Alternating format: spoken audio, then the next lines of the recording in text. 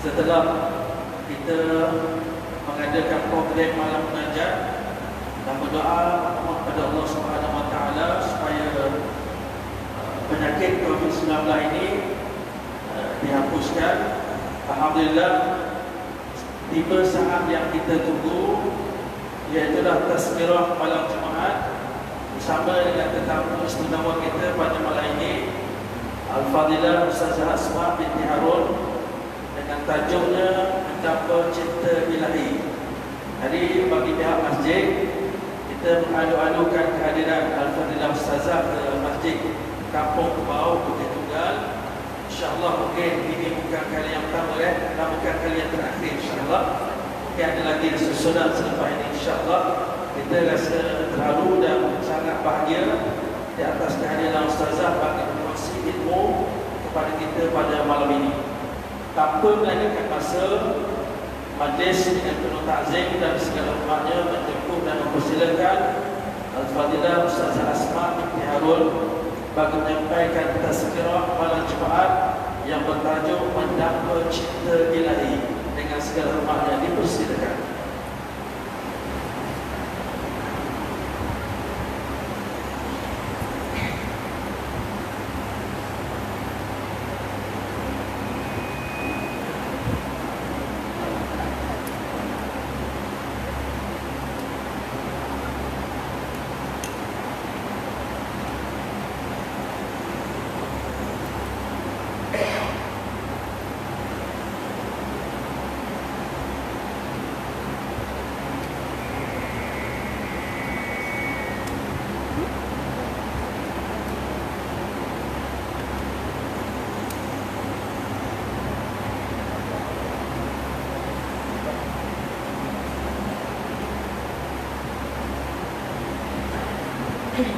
Subhanallah, subhanallah, alhamdulillah, Allahu Akbar.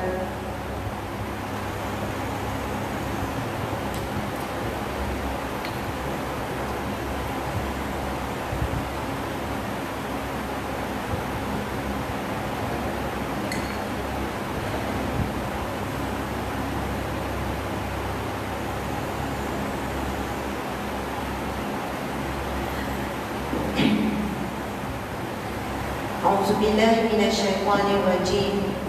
Bismillahirrahmanirrahim. Assalamualaikum warahmatullahi wabarakatuh.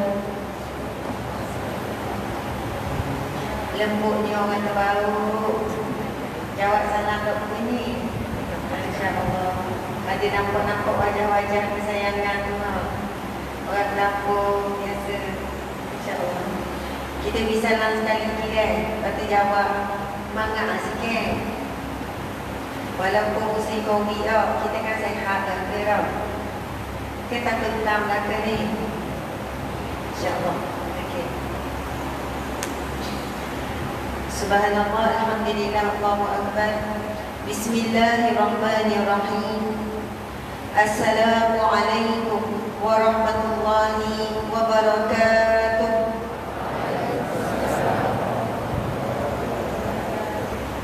Alhamdulillah, alhamdulillahi rabbil alamin.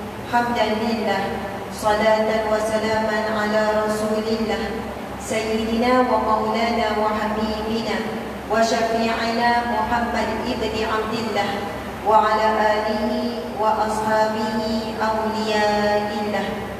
Rabbi syrah lana sudurana wa yassir lana umurana ولا تعصر علينا اللهم زدنا علما وارزقنا فهما. رضينا بالله ربا وبالإسلام دينا وبمحمد نبيا ورسولا.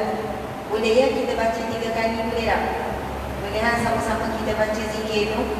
Kerana di sana ada hadis Nabi SAW yang berbunyi, barang siapa yang membaca zikir tersebut yang kita bacakan tadi 3 kali pada waktu pagi, 3 kali pada waktu petang, maka Allah Subhanahu Wa Taala akan memberikan ridha-Nya di mahsyar kelak. Dalam hadis yang lain Nabi bersabda, maka Allah akan memasukkannya ke dalam syurga-Nya di mahsyar kelak.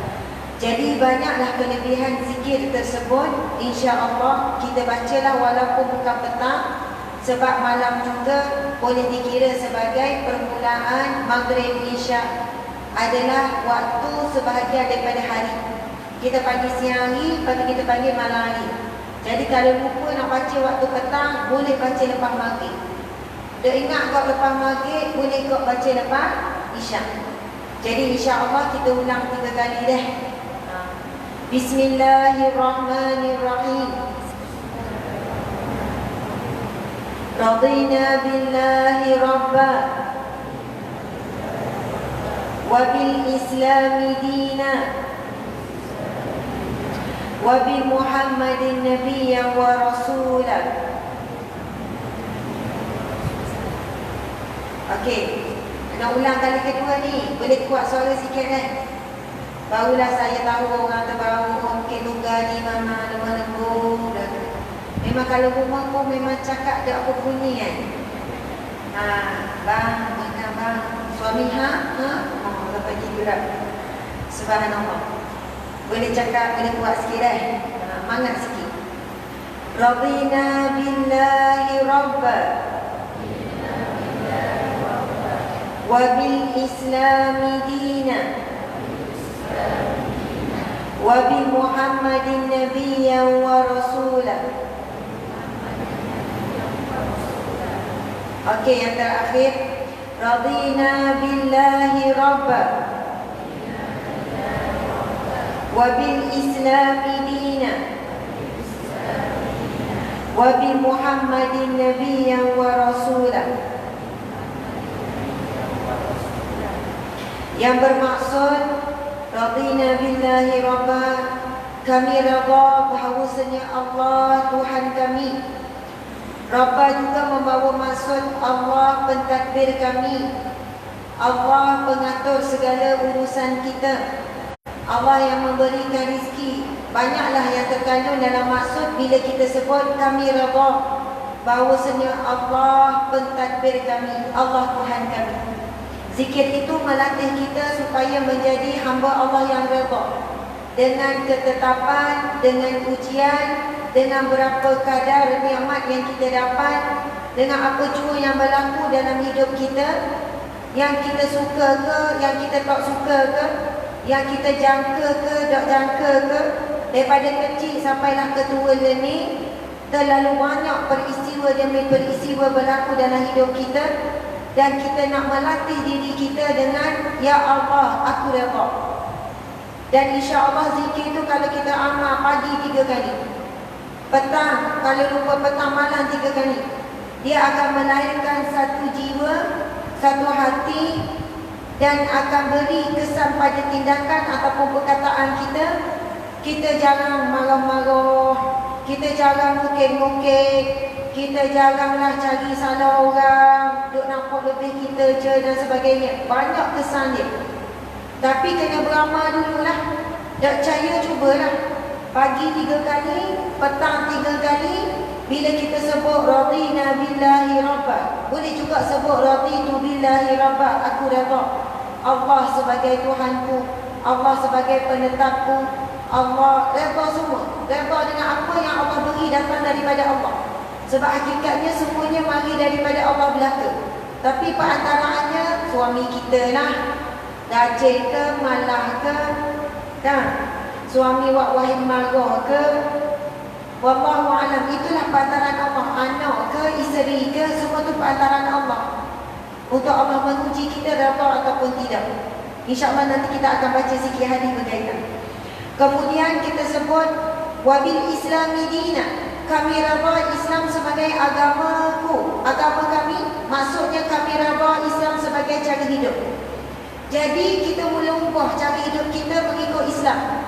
Termasuklah cara pakaian kita, cara bercakap kita, cara tidur, cara makan, cara berjalan. Allah akan memberikan kita kemudahan untuk beramal dengan sunnah Nabi SAW. Bila dah buat sunnah rasa berat. Bila minum air, duduk lalu. Bila makan, nak makan walaupun kacang je pun bismillah lalu. Bila nak jalan je, buat apa-apa bismillah lalu. Sebab itu sunnah Nabi, memulakan sesuatu bismillah. Sebab Nabi bersabda, barang siapa yang tidak memulai sesuatu perkara, sabda Nabi, barang siapa yang tidak memulai suatu perkara dengan bismillahirrahmanirrahim, maka ia akan memutuskan. Jadi bila kita tengok, bila disyarah hadis tu, maksud di sini siapa yang buat perkara sesuatu perkara tak mula dengan bismillah, akan terputus daripada keberkatan, daripada rahmat Allah. Dan apabila kita menyebut bismillahirrahmanirrahim je, kalau tak sebut ar-Rahman ar-Rahim pun tak apa, sebut bismillah saja pun dah cukup. Nak jemur kain, bismillah. Nak angkat kain, bismillah. Nak masak, bismillah. Nak basuh pinggan, bismillah. Automatik dengan kalimat tersebut, perbuatan kita terus jadi ibadah, diberi pahala, dapat pertolongan daripada Allah, dapat berkat. Berkat ni benda paling mahal. Sebab kita pagi sampai malam, kita tidur tak tahu berapa banyak apa yang kita buat sehari tu dicatat sebagai pahala ataupun perbuatan sia-sia. Maksud sia-sia ni bukan kata karuk, tetapi rugi. Payah-payah nyapu tapi tak mula dengan bismillah, tak niat sebagai ibadah, boleh letih. Tetapi rugi, sepatutnya letih dan juga boleh pahala. Wallahu a'lam. Tapi Nabi sebut, siapa yang tidak memulai sesuatu perbuatan dengan bismillah, dengan nama Allah, maka ia akan memutuskan. Maksudnya terputus daripada keberkatan. Siapa yang memulakan sesuatu dengan bismillah, tadi kita sebut dapat pertolongan, dapat rahmat Allah, dilindungi oleh Allah Subhanahu wa taala daripada rosaknya perbuatan kita. Banyak mana kita bila buat kerja penat-penat, memang dah penat ngemak-ngemak. Tok lelaki balik kan, cik abang kita balik tau, iwak macam tak nampak rumah bersih. Mula-mula berat nak puji ya. Kita kan suka kalau lelaki kita puji, oh bersihnya rumah, sedap lah tengok. Buat penat tu hilang, betul tak? Tapi kita tak nak agak sama gitu. Jadi bila kita mula je perbuatan kita bismillah, bismillah, bismillah, Allah akan melindungi daripada rosaknya amalan kita tu. Sebab amalan kita boleh rosak dengan apa? Dengan mulut kita sendiri, dengan kata-kata, dengan rasa nak puas hati. Awak ni senanglah balik tengok rumah ngemah. Saya tadi dah tukar 8 kali nak ngemah, balik senyap, tak ada. Jadi marah pula. Allahu Akbar. Subhanallah. Benda ni kita selalu berperang, betul tak orang buat? Sebab kita tahu suami kita manusia biasa juga, bukan mudah nak kekal dalam keadaan apa yang kita nak. Lalu kita kata raditu billahi rabba wa bil islami dina, ya Allah kami raba Islam sebagai cara hidup, wa bi Muhammadin nabiyyan wa rasulah, dan kami raba bahawasanya Nabi Muhammad sallallahu alaihi wasallam sebagai nabi dan rasul. Subhanallah, Allahu akbar, alhamdulillah. Itulah mukadimah sikit kita malam ni. Saya nak mula dengan ucap terima kasih kepada pihak Masjid Terbaik Bukit Tunggal. Saya dah tahulah ustaz-ustaz, ayah saya, arwah ayah pernah dah mari masjid ni, Haji Agong mungkin tak kan? Tapi kenal tak? Kenal lah Haji Agong. Siapa sini saya tengok ramai kawan-kawan ayah. Bila kat tangan dah, siapa kawan ayah? Angkat sikit. Haji Agong pidana nasi ayam berkenal. Masya Allah pakcik. Siapa kawan ayah kat tangan sikit? Apa kenal ayah Haji Agong saya berkenal tu. Masya Allah, Allahu Akbar. Dah kita ni anak buah Agong lah, bukan orang lain. Subhanallah, Allahu Akbar. Surah masjid ni besar rupanya ni. Masjid baru ke ni? Masjid baru. Tahun bila? Hebatlah masjid orang terbaru ni. Tengok sayur sampai ujung besar. Jadi saya tengok ni kan, pihak masjid ni dia ada buat ni, dia minta ustazah mau kerjasama ustazah untuk lancarkan kutipan dana bagi membiayai kos naik taraf unit siar raya. Sebenarnya saya baru baca, belum lancar lagi. Lancar kejap lagi. Kita mula dulu jam. Maksud siar raya PA system tu yang berjumlah 15,000. Kerja-kerja naik taraf PA system telah selesai 2 minggu lepas.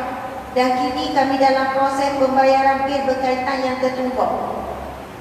Moci-moci, poci-poci, sedap tak saya ceramah ni? Bukan sedap saya ceramah, sedap tak PA sistem ni? Jelas tak suara saya? Jelas deh, suara pun memang kuat dah. Saya memang boleh cakap lah gandungnya orang Batu Enam. Saya malu ni nak ceramah depan orang kampung ni. Saya bukan nak cakap luar sangat, kan rasa ustazah ni orang Batu Enam tu cakap luar. Tapi sebab awak dengar sama dengan kita lebih kurang dalam 2,500 orang ni bukan orang gandung sangat. Takut tidak faham. Benda lah ustazah cakap. Jadi saya kena cakap luar lah sikit. Tahanlah kalau rasa lawyer ke dengar ustazah cakap luar kan. Kena tahan sikit, jangan tunjuk sangat lah kat muka tu kan. Cuma saya nak sebut, ini antara PA system. Ni PA system lah ni cakap mic ni. Antara yang terbaik. Sebab saya pergi banyak masjid, banyak sejid. Bila pergi sejid, ada sejid kan, mic dia, speaker dia, dengung tak apa dengar. Saya jadi kena tekan suara tu kuat. Jadi letisan, setengah jam rasa tak ada idea dah. Habis ke PA system ni, habis ke tekan suara je. Kami ada buat dewan kecil je dekat Negeri Sembilan. Tapi PA system harga lebih kurang 40,000. Bunyi macam bagusnya, bakpo sampai 40,000 bazir. Tak bazir, muslimin-muslimat sekalian. Kalau orang buat majlis kenduri kahwin, buat majlis konsert, PA system dia ratus-ribu harga. Beratus-ratus ribu. PA system orang kenduri kahwin, buat upah tu kan. Sekali bayar ribu sebab dia punya alat tu sampai ratus ribu. Sebab apa? Bila bab masjid rumah Allah, bila melibatkan majlis ilmu, kita nak kira bab-bab pembelian harta wakaf seumpama ini. Siapa yang ambil peluang, dia lancarkan 15,000. Saya percaya sebenarnya lebih lagi. Sebab PA system buat sedap gini, dengan dia pasang kiri, kanan, luar, saya dah tahu lagi. Sebab kami dewan tak besar mana, kita pasang dalam, kita pasang luar, dan kita pasang juga bahagian sampai dengar ke jalan dan semua. Paling bukan 40,000 tu basic, pergi kepada sampai 60,000. PA system saja. Hasil daripada kita niaga, hasil daripada kita jual, hasil daripada sumbangan orang ramai sikit-sikit, akhirnya kita boleh buat. Jadi, kalau kita faham tentang erti kaya yang sebenar, orang kaya sebenar bukan kita tengok orang ada kereta besar, rumah besar. Sebab waktu bila mati dia akan tinggal kepada orang lain. Orang kaya yang sebenar memiliki harta yang kekal abadi. Antaranya adalah daripada sedekah jariah wakaf. Ni walaupun 10 riyal kita beri malam ni, walaupun 5 riyal kita beri malam ni, Allah tahu kita beri dengan rasa cinta. Allah tahu memang itulah jumlah yang mampu kita beri. Contohnya, kalau malam ni nak bawa meeting, biasa kelas maki orang nak bawa beg, orang nak bawa handbag, betul tak? Dia niat dah ni nak beri 1,000 seorang ni. Tapi sebab beg meeting nak bawa ni ustaz, dia dah apa dia kata, tak tahulah pula masjid nak guna. Kalau tahu bawa dah 15,000. Ni kaya-kayanya orang kampung nampak je gini ni. Masya Allah. Tapi kuliah maghrib saya faham. Jadi lepas ni kalau dah niat nak bagi, sebab setiap kali penceramah guna, insya-Allah PA system ni boleh bertahan sampai kiamat, insya-Allah. Kita dah mati dah, jenazah seterusnya dah, kita dapat pahala mengalir. Orang tengah ceramah, kita dalam kubur, masuk pahala. Pahala mari mana pula ni? Oh, buat beri 1,000 dulu, buat beri 50 riyal dulu. Ruginya aku beri 50 riyal, aku duk ke 500. Sebab mengikut kadar apa kita beri. Kalau kita ni seorang yang mampu beri lebih, tapi kita beri sebab cinta dunia besar, rugi ya kita. Tapi bagi orang yang tak mampu, RM1 pun besar dah, RM5 besar dah. Tapi kita kalau ada 50,000, beri RM5 juga, memang malu lah. Sebab kita beri tu sebab cinta kepada Allah ke cinta kepada duit? Dah tahu. Sebab Allah sebut di dalam Al-Quran, kamu tidak dikatakan benar-benar melakukan kebajikan selagi mana engkau tidak memberikan di jalan Allah sesuatu yang engkau cintai. Subhanallah. RM5 dengan RM50, waktu kita lagi cinta. Mau takut daripada jauh. RM5 dengan RM50, waktu kita sayang lagi. RM50 lah tak? Jadi nak pilih mayit ke 50? Ustazah, kalau boleh 50 dah ke Ustazah? Sebab apa? Kita tidak melatih diri kita memberi sesuatu di jalan Allah satu jumlah yang kita cinta. Sebab itu kita bimbang kalau kita ni tak naik taraf sedekah. Sedekah tahap memang RM5, RM2, RM1. Kalau lebih tak neraka. Kita bimbang sedekah kita itu tidak membantu menaikkan kadar iman kita. Sebab iman kita ini akan teruji bila kita buat sesuatu yang berlawanan dengan hawa nafsu. Nafsu suka kita beri jumlah yang sikit-sikit, jumlah yang sikit-sikit. Kalau kita mampu. Buat tak mampu, RM5 tu besar. RM1 tu besar. Jadi sebelum kita jadi orang yang rugi menyesal dalam kubur, maka insya-Allah dengan lafaz yang mulia Bismillahirrahmanirrahim, kita melancarkan derma PA sistem yang masih lagi tertunggak bayarannya lebih kurang RM15,000 pada malam ini. Dan insya-Allah pihak masjid, Ustaz, Tok Imam, mana tahu ada daripada live kan, siapa-siapa yang nak menyumbang boleh komen. Nak kata komen kan nanti kata dia pula dah. Boleh PM pihak kita juga. Kita akan kongsi insya-Allah. Mana tahu ada hamba Allah kata Ustazah, PA sistem masjid Ustazah ceramah tu RM15,000 tu hamba nak bayar semua. Dia terus nak ambil bahagian dia, insya-Allah. Tapi janganlah cancel pula niat. Boleh kalau kita Ustazah kira settle. Jadi Masya Allah, kalau dah bawa PT malam ni, dah terlintas, syaitan kerja dia bisik mula. Adalah tu orang ni, adalah orang tu ni. Rupanya semua orang kena bisik tu berlaku. Jadi esok cari Tok Imam, cari Ustaz ni. Tok Imam kita Ustaz ni kan, orang alim-alim ni. Saya nak tengok pun malu nak ceramah depan Ustaz-Ustaz ni. Cari, bagilah berapa jumlah. Allah Maha mencatat, Allah yang hasib, yang Maha menghitung dengan penuh teliti, dengan seadil-adilnya akan diberikan ganjaran. Masya Allah, saya ni duduk Bukit Tunggal lah. Tiap tahun kalau balik undi memang balik. Tak tukar-tukar alamat walaupun duduk seremban di Bismillah. Memang sengaja. Jadi bila time undi memang balik saya Batu Enam. Dah selesai undi Batu Enam, pergi Besu. Dua-dua dah tukar pun tempat undi. Sebab memang saya rasa nak tukar mesti nak duduk, mesti nak undi Bukit Tunggal juga. Jadi kita ni bila nak undi lagi ni, sabar ke tak sabar? Subhanallah, Allahu Akbar. Muslimin muslimat yang dirahmati Allah sekalian, insya-Allah pada malam ini kita akan membincangkan satu tajuk berkenaan, tajuk diberikan ni mendamba cinta ilahi. Jadi saya nak bawa pendekatan ataupun isi kandungan ceramah kita malam ni berkenaan dengan bagaimana nak dapat cinta ilahi melalui cinta Nabi. Nak dapat cinta ilahi melalui cinta Nabi Muhammad sallallahu alaihi wasallam. Masya-Allah. Boleh tak gini? Kan nak tidur dah. Biasa tidur dah ke masa ni? Biasa masa ni duduk bala lagi deh. Bala-bala sayang. Masya-Allah, Allahu Akbar. Terima kasih deh pihak masjid.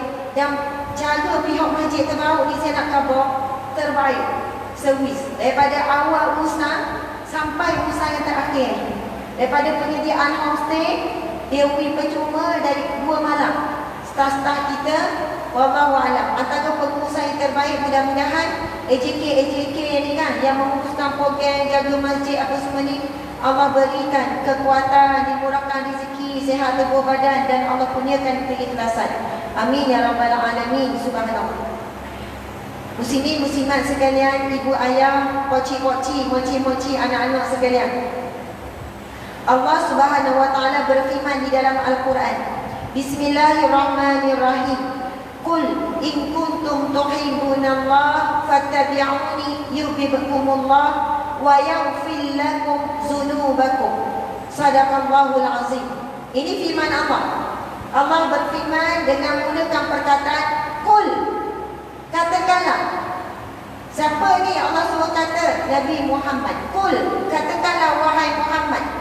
Allah suruh katakanlah wahai Muhammad. Kata ke siapa? Kata kepada kita ni.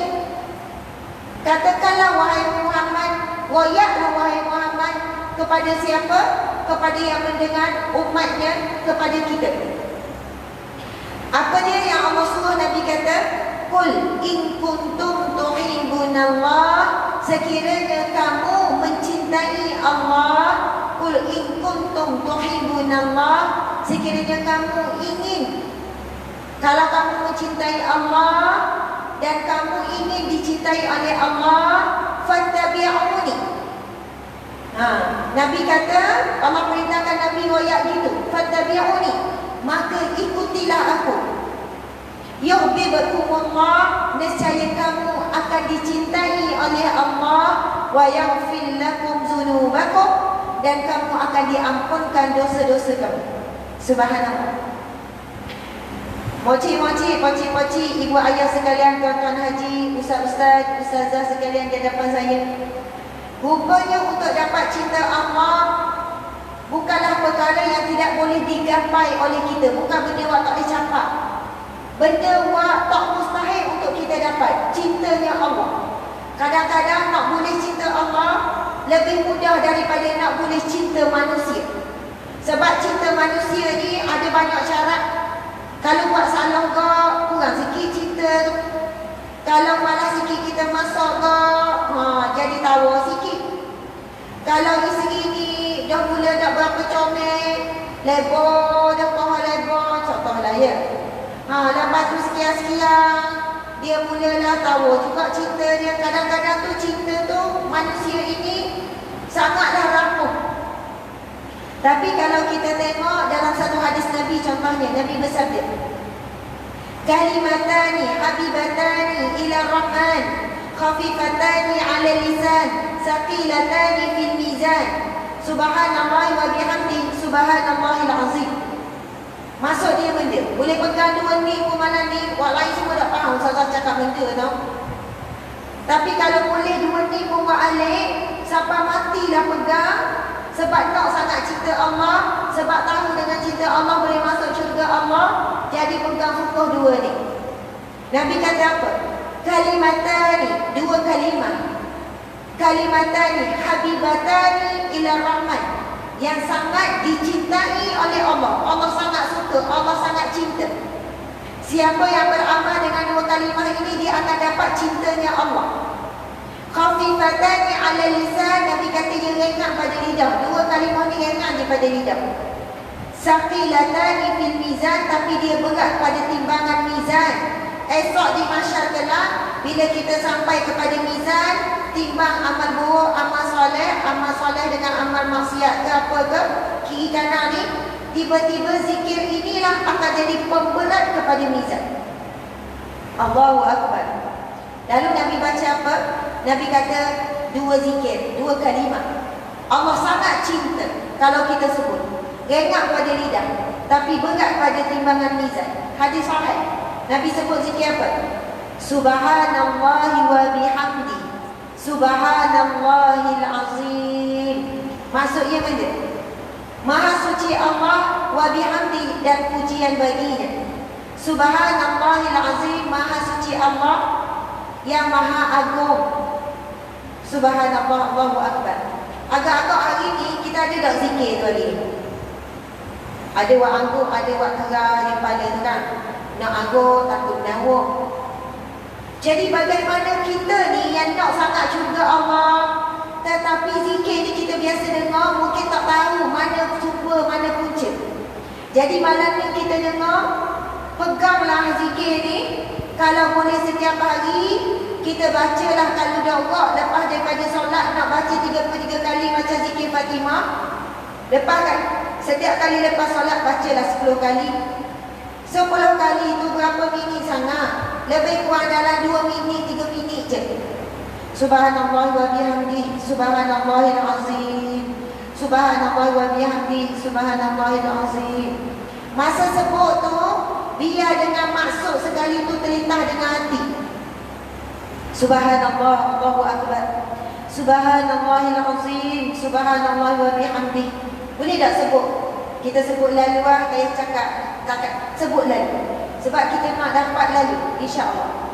Subhanallah wa bihamdi, subhanallahil azim, Subhanallah wa bihamdi, Subhanallahil azim, Subhanallah wa bihamdi, Subhanallahil azim, Subhanallah wa bihamdi, Subhanallahil azim, Subhanallah wa bihamdi, Subhanallahil azim, Subhanallah wa bihamdi, Subhanallahil azim, Subhanallah wa bihamdi, Subhanallahil azim, Subhanallah wa bihamdi, Subhanallahil azim, Subhanallah wa bihamdi, Subhanallahil azim, Subhanallah wa bihamdi, Subhanallahil azim.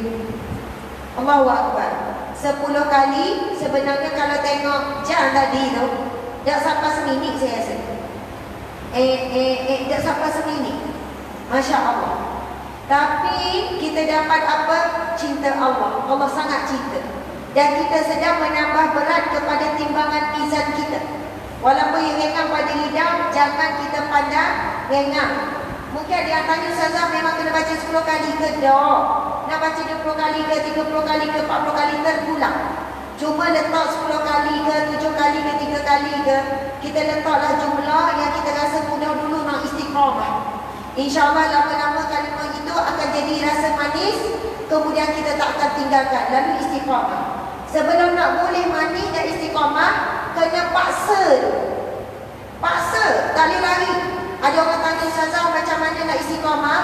Mesti jalan paksa dulu. Paksa juga baca lepas banyak kelam kabut kerana ulang juga.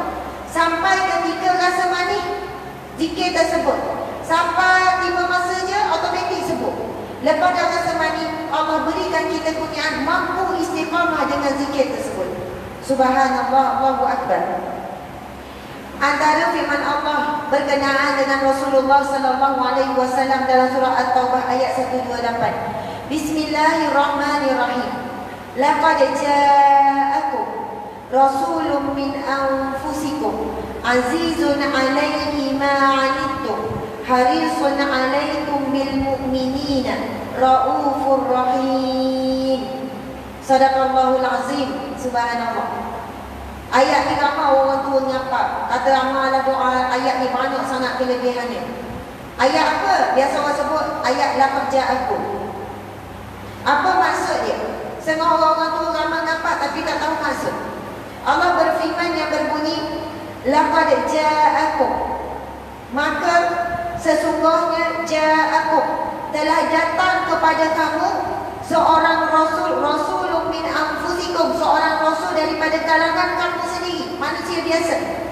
Azizun 'alaihi ma 'anittum, yang sangat memahami beratnya kesusahanmu, beratnya penderitaanmu.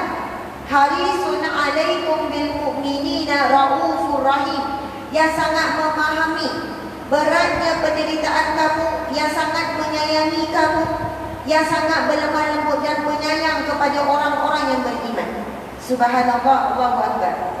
Saya ni baca satu buku namanya Asam Garam Rumah Tangga, Rasulullah sallallahu alaihi wasallam. Jadi malam-malam ni saya rasa masa saya pun dah lama dah. Sebenarnya saya tahu saya diberi masa sampai pukul 9.30. Tinggal 15 minit lagi. Kita tengoklah. Mungkin kita habis pukul 11 ke, boleh tak? Boleh? Oh, yelah tu. Duduklah, saya balik dulu lah kan. Okey, subhanallah. Ini nak cerita beberapa.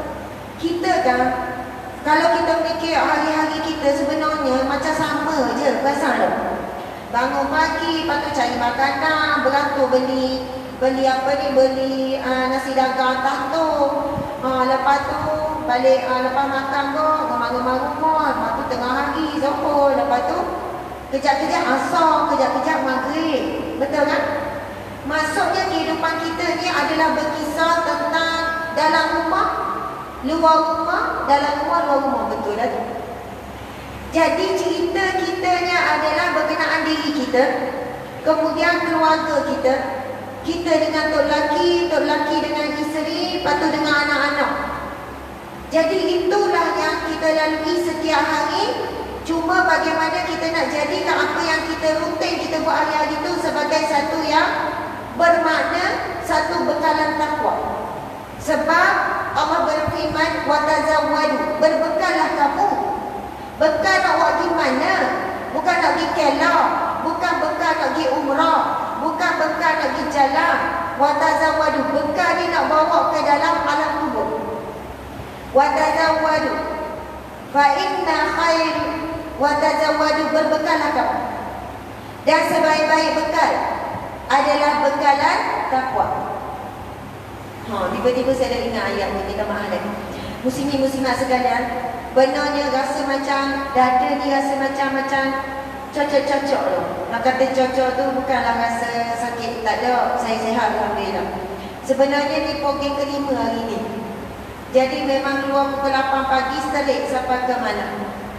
8 pagi ada seceramah, lepas tu pukul 10 2 jam sampai pukul 12, pukul 1, lepas tu ada pukul 2 habis dekat 4.30, lepas tu ada pula sambung lepas tu sampai maghrib pukul 7.30, lepas tu balik rumah kejap Batu 6, lepas tu mari sini. Minta maaf tadi lambat sikit. Dia jadi macam Abigail lah orang kata. Lepas maksudnya kalau kereta tu kan duk kebel juga bawa. Mari jadi macam ada urut dah. Tapi semangat tu ada. Sebab saya dah susun dah beberapa perkongsian malam ni, kos untuk malam ni insya-Allah. Jadi nak sebut apa tu, bekallah kamu, sebaik-baik bekal adalah bekal takwa. Kita takut hari-hari. Wa khairuz zadi taqwa. Ustaz tahu? Angku je lah Ustaz Ya, Allah berfirman, berbekallah kamu, sebaik-baik bekal adalah bekalan takwa. Kita bimbang, moci-moci, poci-poci. Sepatutnya hujung-hujung usia, umur kita dah 50, 60, lagi banyak bekalan takwa awak kita kumpul. Dan kadang-kadang kita boleh bekalan takwa pahala ni bukan daripada zikir yang banyak, bukan daripada sembahyang yang banyak, bukan daripada sedekah yang banyak, rupanya banyak-banyak bersabar. Sebab tu kadang-kadang perangai bila masing-masing dah tua, lagi macam budak-budak perangai. Wahai ngajuknya, wahai marahnya, wahai ngokeknya, salah sikit letak stoken pun kena bleh-bleh, padahal tua dah ni nyanyi pula. Kan bila dah basuh pinggang, isteri tu lah orang puan tu macam penceramah dah. Astagfirullah. Macam mana? Pinggang siapa lah awak tinggal ni? Padahal dalam rumah 2 orang je ada. Awak tanya pula. Kadang benda tu bukan besar sangat pun, benda kecil. Kalau kita tengok tu kan, padahal Allah beri kita 2 pahala masa tu. Pahala sabar, sebab tu lelaki ni beratnya lah nak basuh pinggang walaupun setik. Boleh dah masa tu pahala sabar. Lepas tu dia pun basuh, boleh pula pahala basuh pinggang. Sampai masa dia pesan pula ke tu lelaki. Panggil dia ke suami ya. Panggil Habib. Masya Allah, dan panggil Habib. Mocik panggil mana? Ayahmu. Pakmu. Ayahmu. Oh ayah dia, Pakmu. Makan ni. Nak makan tak? Jaga je. Allahu Akbar, subhanallah. Dah tahulah tu, pagi kita boleh pahala ke tak? Mungkin romantik lah orang kan mak. Pakmu. Mungkin kita panggil. Tapi dah kalau panggil abang rasa nak jeluak. Sebab rasa dah biasa dah. Orang kampung kita dah. Panggil abang macam dah habis dah boleh nak berapi. Jadi panggil abang kan, suami kata benda dah, kita tak ada nak bambang Kita buka bila nak bambang, tak payah bambang lah. Mok-mok dah, pelik-pelik. Buat berbiak dah tu, dah lama dah tu. Padahal kita baru nak belajar panggil-panggilan yang manis dengan suami kita pun boleh abang. Tu lelaki pun geletik. Dan kalau dah biasa, ikutlah panggilan apa pun. Yang penting panggilan tu memang sedaplah didengar, dah jadi kebiasaan, bukan satu bentuk binaan. Jadi kadang-kadang kita pesan pula, abang, pinggang tu kalau lepas makan, tak apalah tinggal je, nanti kita basuh lah. Sampai tahap tu, dok wui suami basuh pinggang ni. Suami pula rasa, beli ke betul ni? Sungguh ni beb Sungguh ni, tinggal tak apa, nanti kita basuh. Kalau pesan gini dari hati sungguh, waktu buat sungguh basuh. Masya Allah. Kita kan kalau ada orang tetamu mai rumah, kita marah tetamu basuh pinggang. Tak usah dia basuh dah, tinggal. Marah. Tapi kita balik bila suami sendiri tau. Riuh macam lah mana sangat pinggang tu nak basuh. Ini bukan nak kata ke sesiapa, kata ke diri sendiri kan. Tapi silalah terasa juga. Subhanallah, Allahu Akbar. Kita nak mula ni cerita Nabi SAW. InsyaAllah kita cuba cerita beberapa cerita yang mana daripada amalan-amalan ni kita cerita dalam rumah je, tapi dapat pahala sebab ikut sunnah Nabi. Sebab tu saya bukan nak cerita wah hebat-hebat, wah besar-besar. Amalan sekian nak dapat syurga Allah. Nak dapat syurga Allah melalui jalan dapat cinta Allah, melalui jalan apa? Fattabi'uni. Maka ikutilah aku. Ikuti antaranya kalau dalam bab rumah tangga, sunnah-sunnah Nabi dalam rumah tangga. Saya ikut ni, buku ni kalau baca, senyum sorang. Sampai habis saya baca, senyum betapa indahnya akhlak Nabi dengan isteri. Jadi pocik-mocik kita tengok kan, kita boleh buat tidak? Yang pertama, Nabi dan isteri berkongsi makanan. Kita biasa dengar tak? Tapi ini daripada hadis Nabi, hadis Aisyah, hadis yang sahih. Aisyah bercerita, Aisyah qalat kuntu ashrabu wa ana haidun summa unawiluhu an-nabiy sallallahu alaihi wasallam fayad'u fahu ala mawdi'i fi mawdi'i fiyya fayashrabu ila akhir hadis, yang bermaksud Aisyah menceritakan pernah aku minum air dan pada ketika itu aku sedang haid, kemudian aku berikan bekas minuman itu kepada Nabi. Lantas baginda meletakkan mulutnya di tempat mulutku tadi lalu minum. Pernah juga aku makan daging, kemudian aku berikan kepada Nabi. Lantas baginda meletakkan mulutnya di tempat mulutku. Okey. Benda tu nampak biasa kan, pocik-pocik? Biasa buat tak? Bila kita kongsi gelap, biasa tak tanya, bang, awak minum kok mana tadi? Awak minum mana tadi? Minum belah kiri. Maliklah belah kiri, saya minum belah kanan. Gelian atau tempat sama. Tapi bagaimana Rasulullah SAW berkongsi dan Nabi sengaja letak di tempat minum, di tempat yang sama. Macam kita ni ada straw, guna straw yang sama. Kita dua straw lah, boleh kongsi gelas sama tapi straw masing-masing. Bila lupa tu dah ingat, awak ada se tadi mana se straw awak Lepas tu kita buat baru lah. Takut salah straw ni. Di antaranya ada banyak sebab, pocik-pocik. Rasulullah SAW, isteri Nabi cerita, setiap kali Rasulullah nak bercakap dengan isteri, Rasulullah mesti bersugi dulu. Ni bukan kita balik pergi pandang ke stok lelaki. Dengar dah Ustazah cakap tadi, mulut awak tu dah laisat rokok, musuh. Rasulullah bersugi nak cakap, jaga bau mulut. Awak tu kalau sekali pesal. Padahal sunnah Nabi tu bukan diikuti oleh suami je, isteri pun sama. Kita bukan jaga bau mulut ni bila nak cakap dengan orang penting je. Orang paling penting dalam hidup kita adalah pasangan masing-masing. Itu paling penting sebab Nabi sebut apa? Khairukum li ahli wa ana khairukum li ahli. Yang paling baik di kalangan kamu, orang paling baik dengan ahli keluarga. Perangainya, cara bercakapnya, cara penampilannya. Sayyidina Anas bin Malik sebut apa?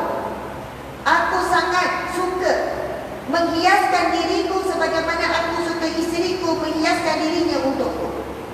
Nikah balik-balik orang kena beriam, orang kena comel depan tu lelaki. Sedangkan Rasulullah SAW seorang suami yang sangat jaga penampilan dengan isteri. Bau mulut tak pernah tercium di hidung pada isteri, padahal bukan orang luar ni, isteri. InsyaAllah orang terbawa, orang Bukit Tunggal pun ada perangai macam tu. Nak cakap balik daripada keluar kerja, nak cakap ni isteri ni. Isteri kata, bang, baru balik ke? Pergi dulu tanda. Sembuh. Tak apalah, tak payah sembuh, gigi je. Kita suki kadang-kadang biasa gigi. Lepas tu jawab, ya sayang. Oh, segi bola tu. Salah dia jawab. Masya Allah, Allah Akbar.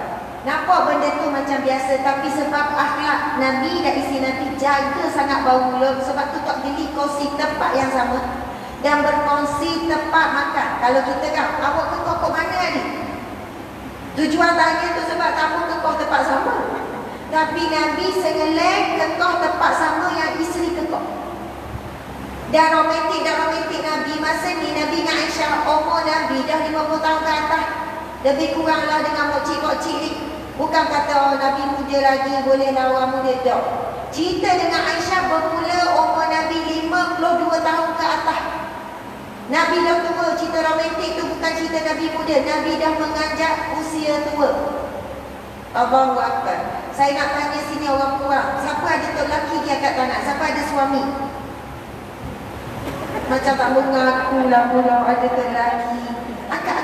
Nak tengok nak nampak. Tak payah tinggi sangat akak.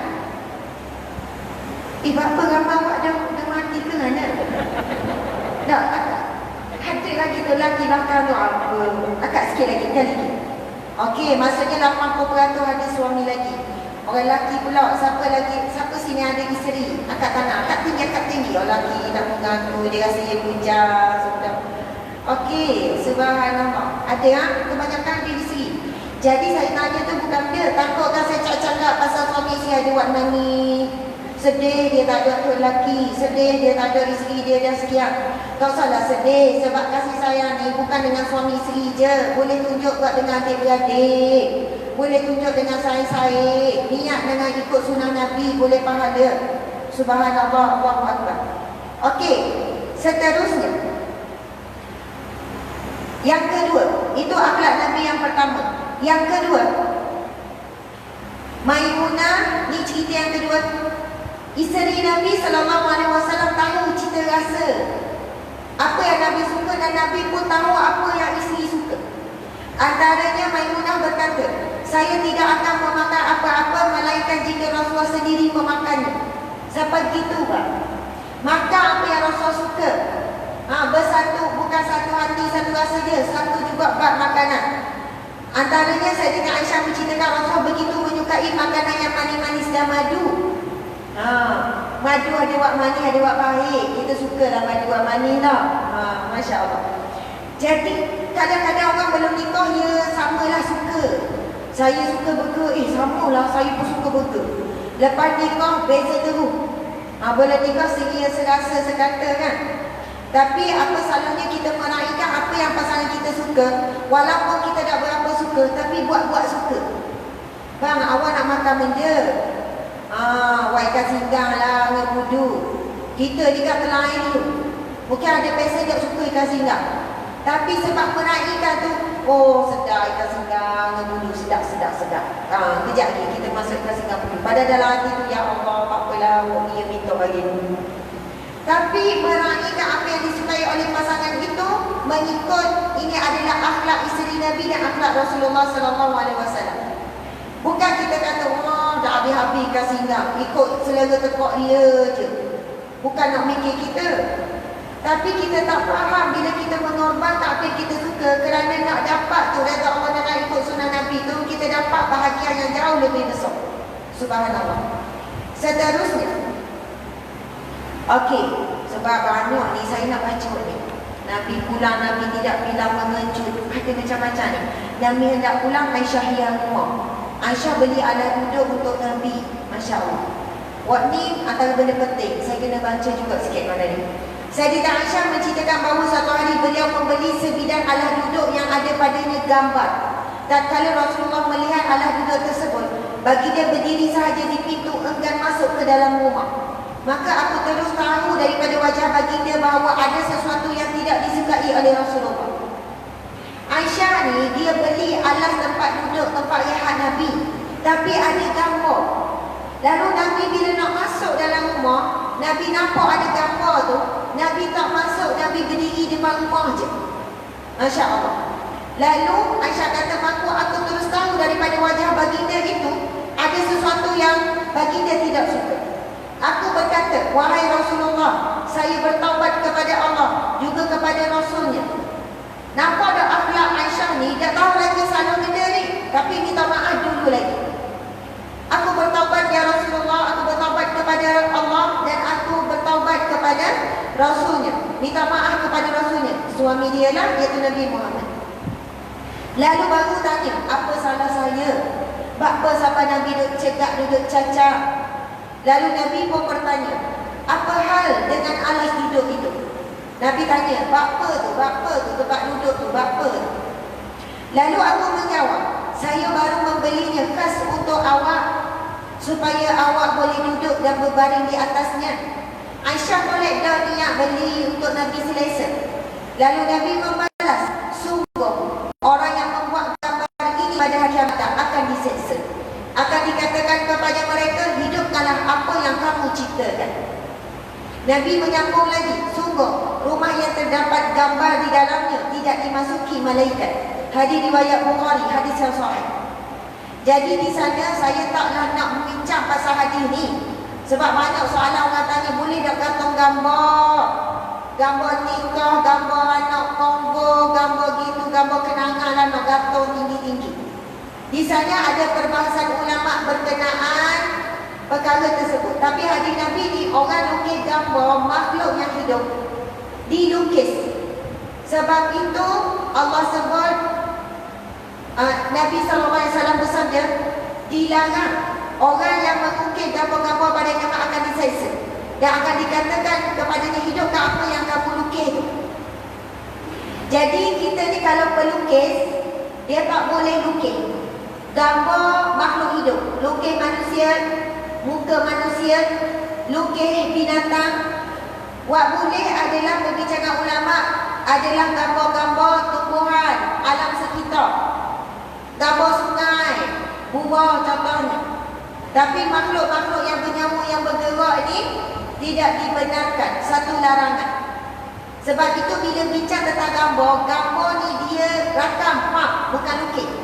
Sebab tu di sana ada perbahasan tu, boleh tak gantung gambar. Tetapi nak keluar daripada khilaf, kalau rujuk para mufti, ada beberapa mufti di Malaysia ni, nak keluar daripada khilaf, lebih baik meninggalkan perbuatan tersebut.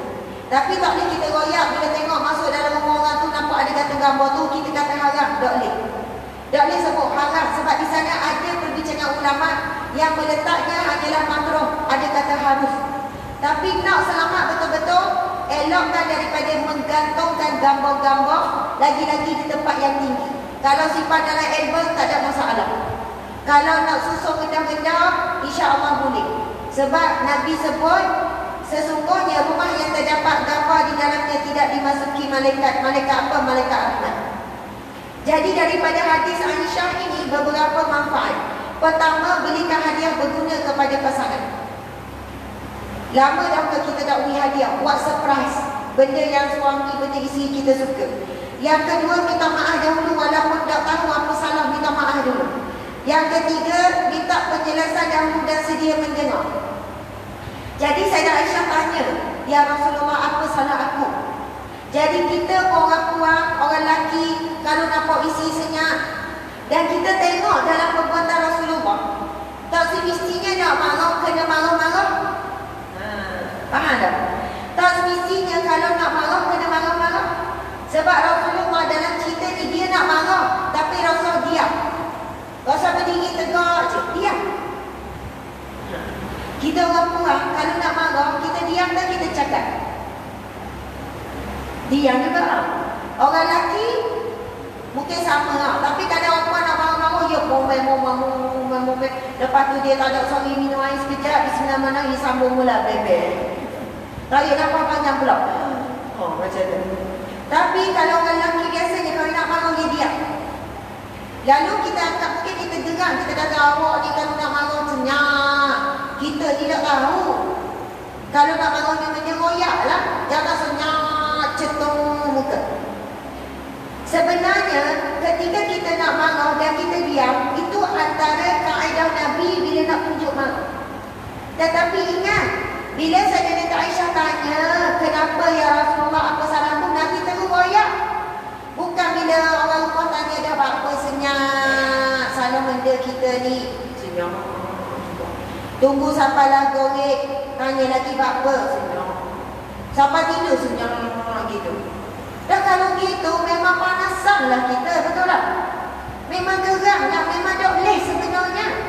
Sebab syaitan ni memang suka bila tengok suami isteri ada masalah komunikasi. Nabi SAW betul bila marah Nabi diam.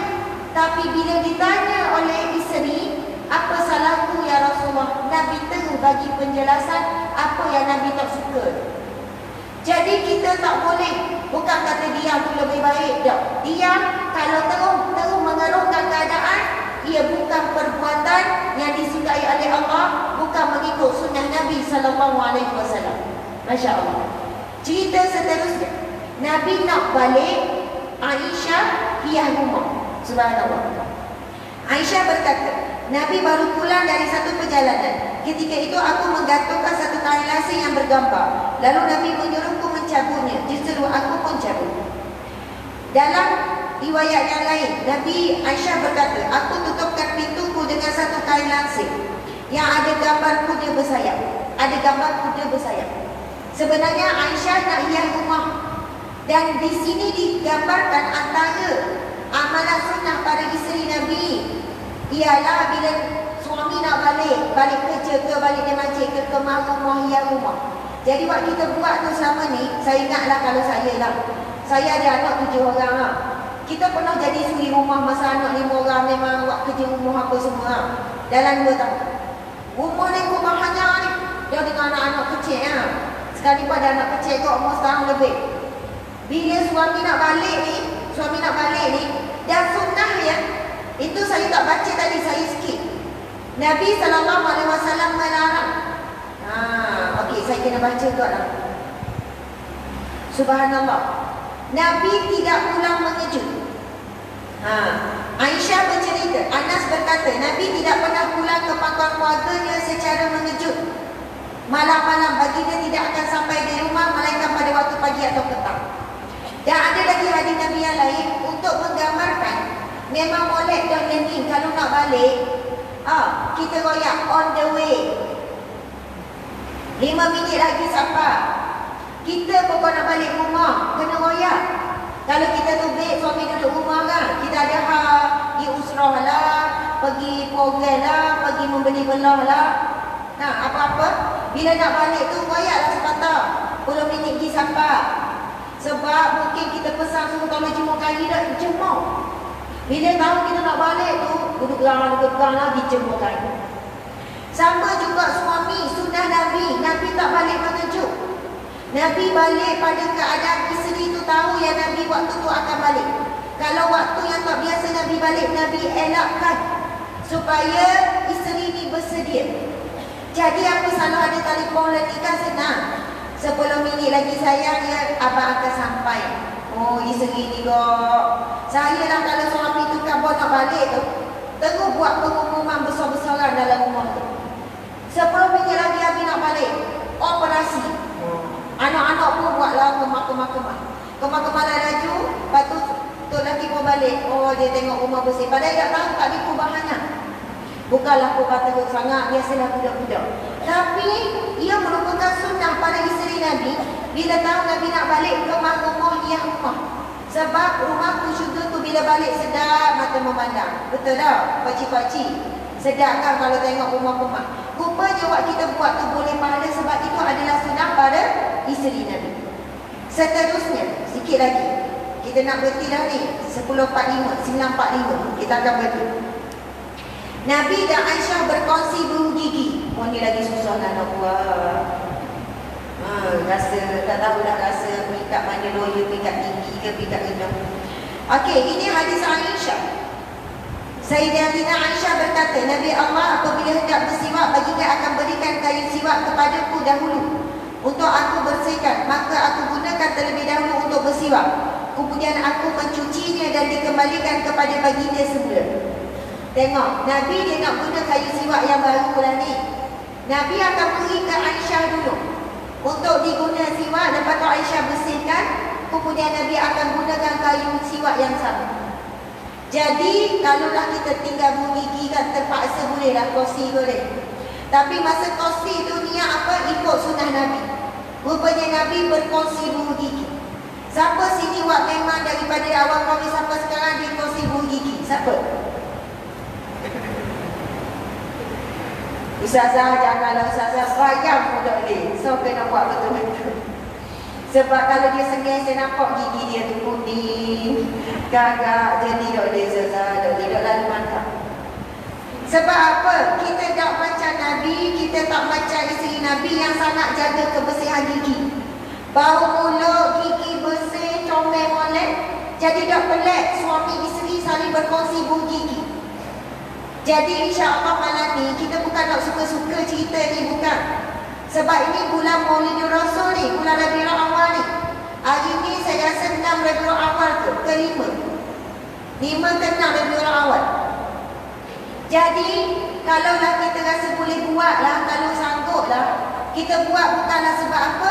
Mengikut sunnah Nabi. Tak boleh buat, jangan paksa. Kan lepas bau gigi tiba-tiba buat.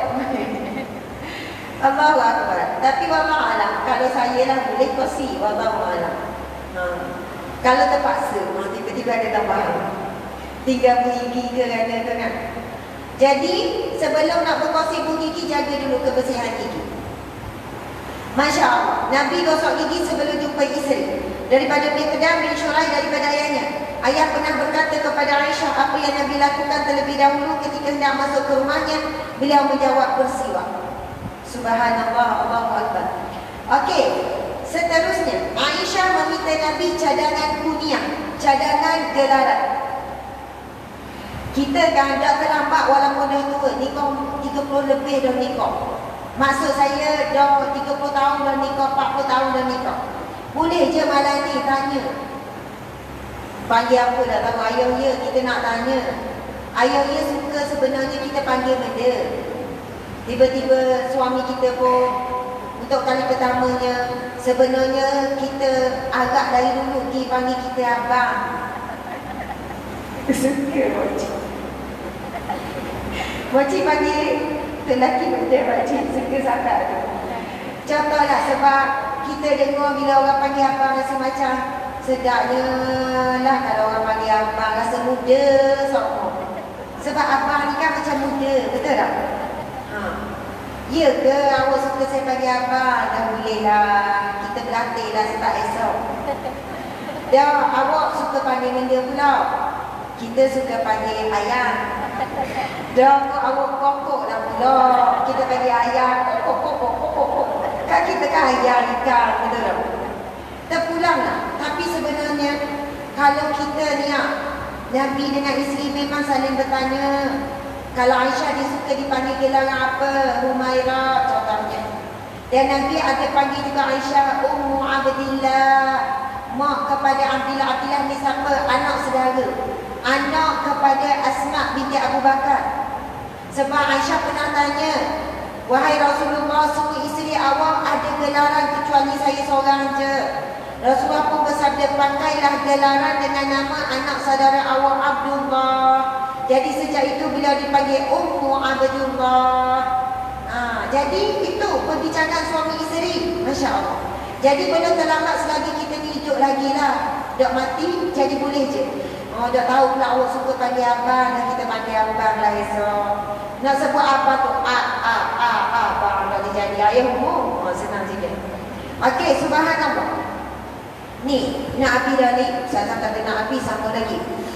Aisyah memakaikan wanian. Biarkan pasangan sikat rambut. Isteri perhatian tabiat Nabi. Masya Allah, Allahu Akbar. Tengok Umar pernah ditanya, adakah wanita yang sedang haid? Okey, sekian-sekian. Lalu Urwan menjawab, okey, Aisyah pernah memberitahuku bahawa dulu beliau mengikat rambut Nabi sedangkan dia dalam haid. Ketika Rasulullah berada di bahagian tepi masjid, baginda mengulurkan kepalanya kepada Aisyah yang berada di dalam biliknya. Lalu beliau mengikat rambut baginda meskipun beliau sedang haid. Kan rumah Rasulullah duduk sekitar Masjid Nabawi. Jadi ketika ni Aisyah sedang haid duduk dalam rumah. Jadi Nabi ni dia nak bermanja dengan isteri ni, Nabi panggil Aisyah dan ulur kepala melalui tingkap. Lalu Aisyah pun sikat rambut Nabi. Saya nak tanya, Nabi boleh tak sikat sendiri? Boleh. Tetapi Nabi nak tunjukkan satu amalan yang boleh merapatkan hubungan suami isteri, iaitu biarkan pasangan sikat rambut. Dan kita tak payahlah nak ulur ketika. Faham tak? Tak payah tiba-tiba keluar ke rumah. Mak ya ni kepala kita ni. Sebab Nabi masa tu duduk dalam masjid dan Aisyah ni sedang haid. Jadi ulur kepala tu sebab Aisyah tak boleh keluar daripada rumah. Sebab bila keluar dari rumah masuk masjid lalu. Sedangkan Nabi nak kekalkan hubungan ni, kemesraan ni, Nabi ulur kepala. Lalu Aisyah pun sikat rambut. Saya nak tanya sini, siapa pernah sikat rambut suami dia? Angkat tangan. Ni suami pula orang lelaki, siapa pernah sikat rambut isteri dia? Angkat kaki. Pernah? Subhanallah. Pernah sikat rambut isteri? Ustaz? Suka tu, kalau suka kita tak pernah. Subhanallah. Malam ni sebelum tidur buat sekali. Ketau gegar kerana petangan buat sekali. Ketau nak sikat, dia biasa buat. Padahal itu sunnah Nabi. Nabi sikat rambut isteri, isteri sikat rambut suami. Dan ada waktu kata ustazah, botak dah kepala tu lelaki nak sikat rana. Dia baru tengok hadis tu, rambut pun dah berapa ada dah. Kita kan bila sikat rambut isteri tu kan, sikat bang apa senyap tupah tu, banyaknya ubang kepala awak. Kalau ikutkan ubang ni dah lama dah awak nak mati ni. Cakap pasal mati kan bagus. Awak 2 kali ganda lagi cepat mati bang. Sebab ubang penuh dah. Saya ada lagi tang sikit-sikit. Sebenarnya tak yalah, tak cakap gitu pun dah apa terpulang. Balik malam ni ambil sikap. Bang, anak tidur dalam ke ayahmu? Dah buat benda lagi. Malam-malam lewat Ustazah Asmat tu lah ceramah panjang. Ambil sikat-sikat sikit. Dah apa pulak ni? Boleh pahala kita buat sunnah Nabi. Mula-mula rasa macam dah biasa. Lama-lama pagi-pagi tu mari dekat ular kepala. Sikat. Romantik tak? Romantik. Nabi buat. Boleh pahala tak? Mesti boleh pahala. Sebab tu sunnah Nabi. Allahu Akbar. Susah ke rasa boleh buat? Boleh buat tak rasa? Apa payah anak anggur? Boleh buat tak? Biarlah kecil hati ke rasa macam tak suka, nak tengok muka pun tak suka. Mana tahu dengan sikat rambut tiba-tiba bercantum balik cinta kasih sayang. Rupanya sebab apa kita selama ni tinggalkan sunnah Nabi dalam rumah tangga. Kita tak cuba buat sunnah Nabi, sebab itu kita dah makin jauh, makin kurang mesra. Nabi dengan isteri walaupun dah di usia tua, memang masih lagi berkasih sayang, mesra dan sebagainya. Okey, yang terakhir, berapa kali terakhir Ustazah? Aisyah pakaikan wangian pada Nabi. Daripada Aisyah isteri Nabi berkata, dulu aku memakaikan wangian pada Rasulullah sempena mengerjakan ihram sebelum baginda berihram. Begitu juga sempena tahallul sebelum baginda bertawaf di Baitullah. Dan ada juga kabar cerita yang lain Rasulullah memakaikan wangian kepada isteri, tapi untuk di rumah sajalah. Jadi kita ni kan, suami kita ni kan, janganlah kita ni Allah hapaknya bau awak, tak usah komen lah. Ambil minyak wangi, sumber. Suami siapa lah wangi ni? Buat-buat tanya. Untunglah siapa jadi isteri dia, padahal kita lah buat-buat kurang gitu lah.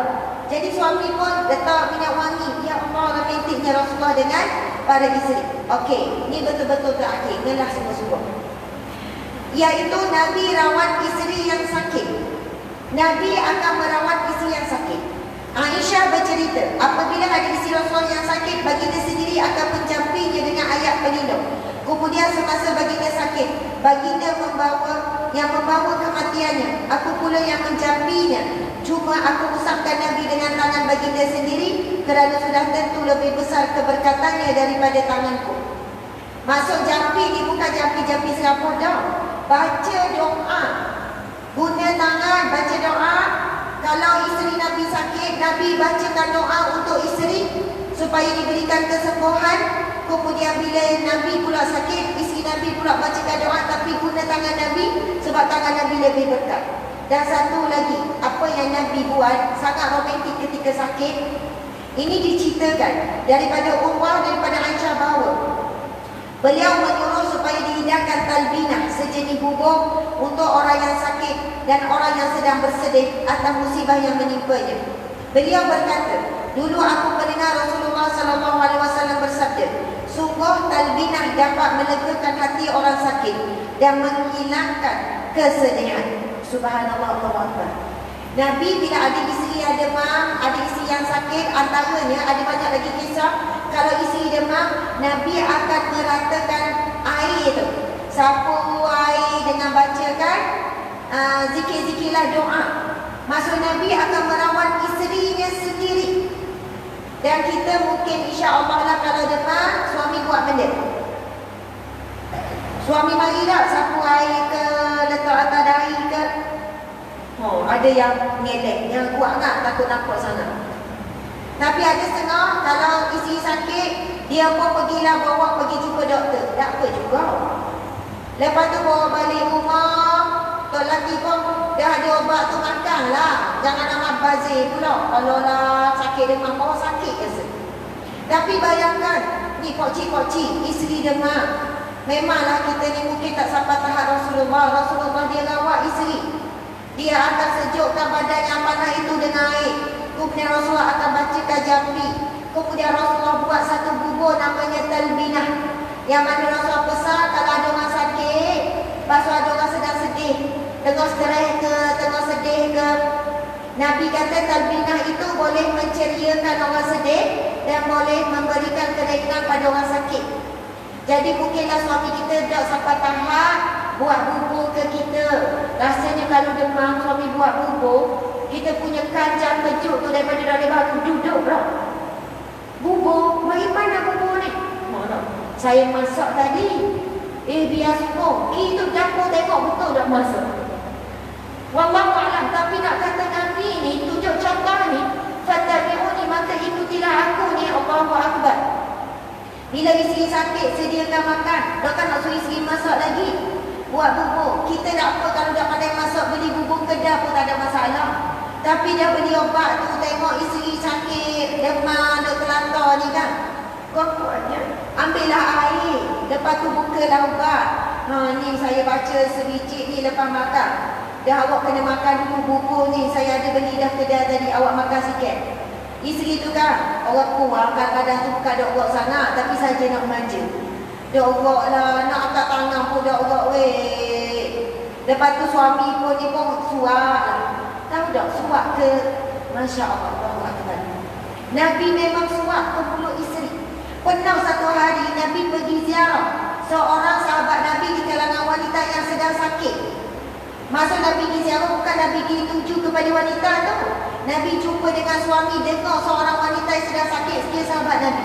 Lalu Nabi bersabda kepada lelaki itu, Nabi kata, sesungguhnya menyuapi makanan ke mulut isterimu itu dikira sebagai sedekah. Allahu Akbar. Jadi ni orang lelaki malam ni buat dengar ni ya. Tanya bila kau awak nak sakit, dah berapa pula? Alah kalau awak sakit, saya boleh surat dengan awak. Sebab masa tu boleh dah pahala sedekah. Lama awak dah sakit, pelik pula. Apa lah kalau sakit tu rayak lah. Tak payah tunggu sakit, sehat kok. Kalau kita suap, tak payahlah suap sampai api tu cara muda. Kan nganga-nganga. Laporlah tu lelaki. Cukuplah dengan suapan pertama. Kan mula-mula nak makan nasi tu, ketar nak suap, dah biasa suap tau. Okey, nganga-nganga. Suap. Lepas tu suap ni pula. Dah tu makan sendirilah pula. Tak payah nak suap sampai api. Tak payahlah nak cakap ke lelaki, sunnah Nabi bang, nganga. Kali pertama pun cukup lah, ambil berkat buat sunnah Nabi. Tapi Nabi kata menyuapi tu diberi pahala sedekah tu. Subhanallah. Nak menganjurkan kita ni, saya bukan nak cerita ni kosong-kosong pocik-pocik ke. Tapi sebab kadang-kadang tu kita dah tahu pahala mana buat boleh hantar kita ke syurga. Mungkin dengan kita buat benda tu dengan suami, dia selamat daripada riak sebab kita buat di dalam rumah tertutup. Kita tak tahu ibadah solat kita, puasa kita, sedekah kita, tak tahu sejauh mana Allah terima ke tidak. Sebab ia sangat teruji dengan keikhlasan. Tapi buat benda-benda gini nampak benda tu remeh. Tapi namanya sunnah Nabi, turun rahmat, turun keberkatan, kasih sayang dan sebagainya. Masya Allah, Allahu Akbar. Jadi cerita tu lah cerita yang terakhir.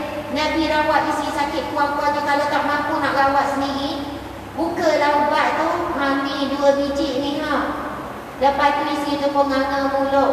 Tak payahlah sampai gitu, ambil dah sendiri ya. Suami bawa air siap-siap, kuat-kuatnya buat gitu. Isteri kita orang kuat. Tak usah, kita dah tua, tahu dah tua. Tapi perlu juga gebu-gebukan kasih sayang. Jangan berkira sangat. Jangan selalu mungkit-mungkit. Lagi tua lagi kena jaga lidah. Sebab kita tahu, kita takut masa muda dulu isteri solehah. tapi ketika mati dicatat sebagai isteri yang banyak menyakiti hati suami. Na'udzubillah min zalik. Dan saya sudahi dengan satu hadis Nabi sallallahu alaihi wasallam. Minum air dulu sikit lagi. Bismillah.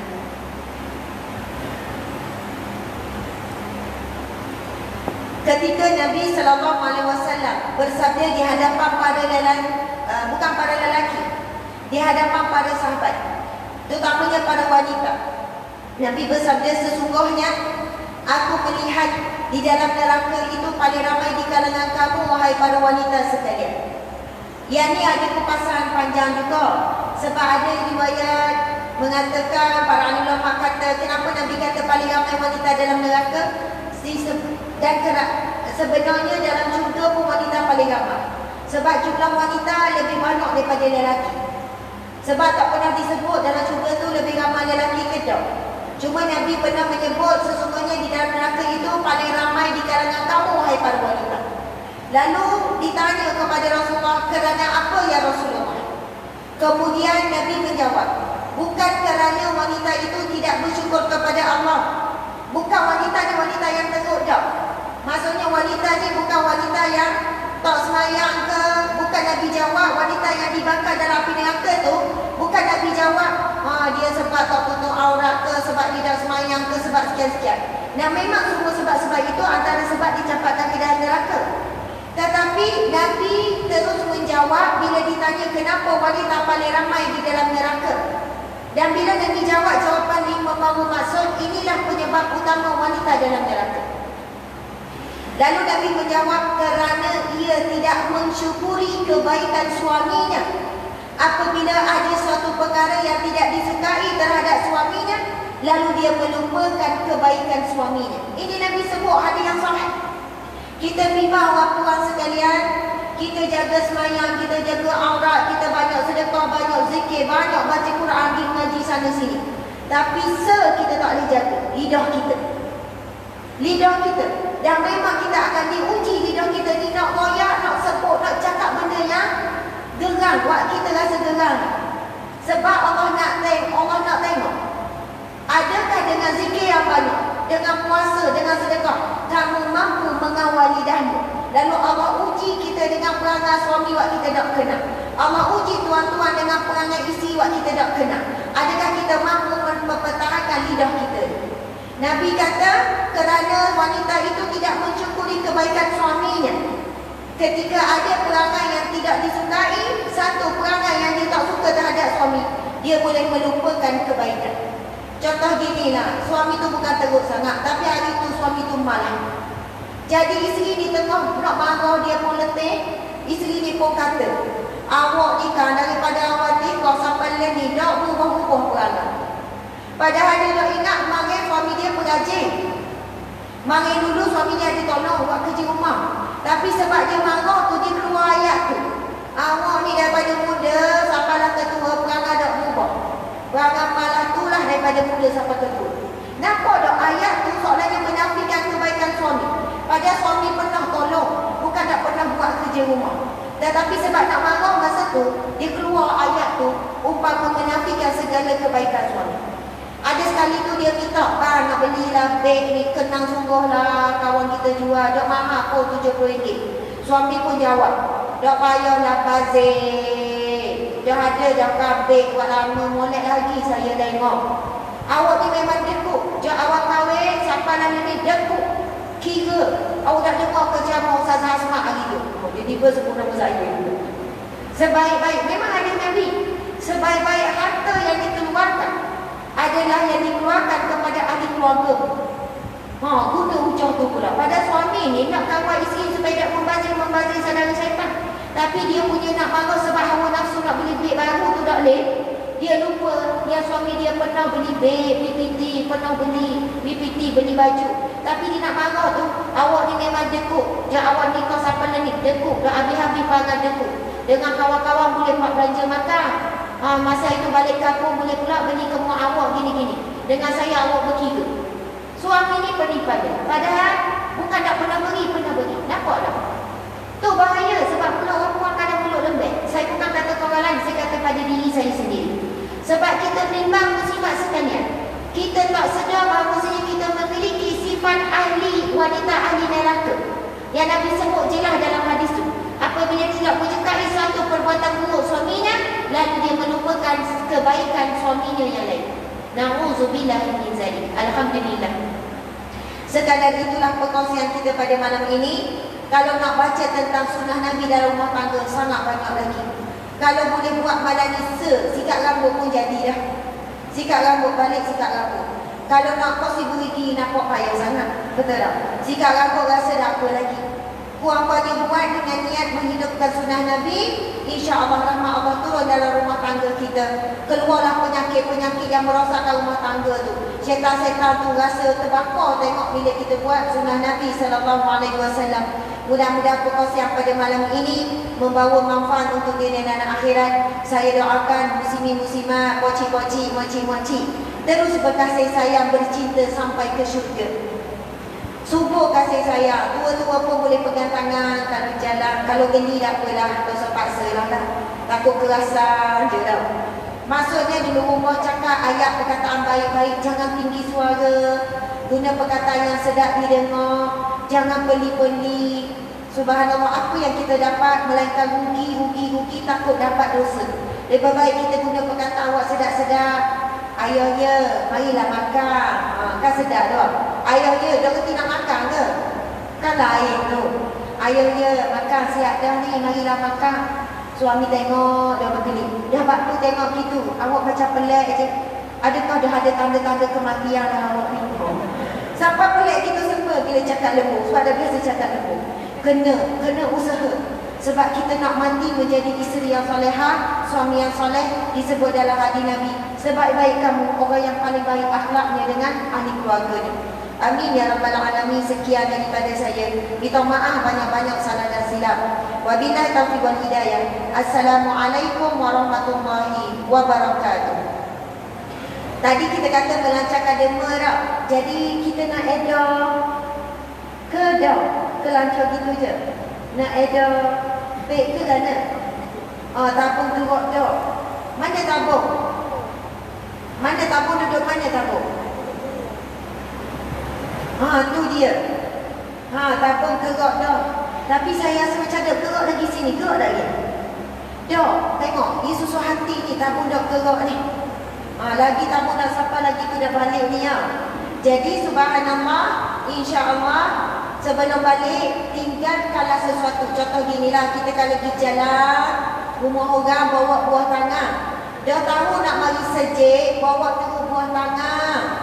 Tunggu orang yang ada pemikiran nak sedekah, dia kadang tupik dah rumah patah balik pula. Apa patah balik? Tinggal RM5. Jangan kalau di masjid mesti nak masuk dalam tabung RM1 ke tak apalah. Jadi kita dah tahu nak pergi sejik, terus standby terus. Niat terus untuk sedekah. Dan kita tahu sedekah kita beri akan kembali semula kepada kita. Subhanallah, alhamdulillah. Abi dah ceramah ni. Dah tutup dah ni kan. Kita di luar sana ada jualan. Sungguh tu susun barang tu. Ada sampai susun jubah lah, tudung lah, macam-macam. Okey, alhamdulillah. Terima kasih.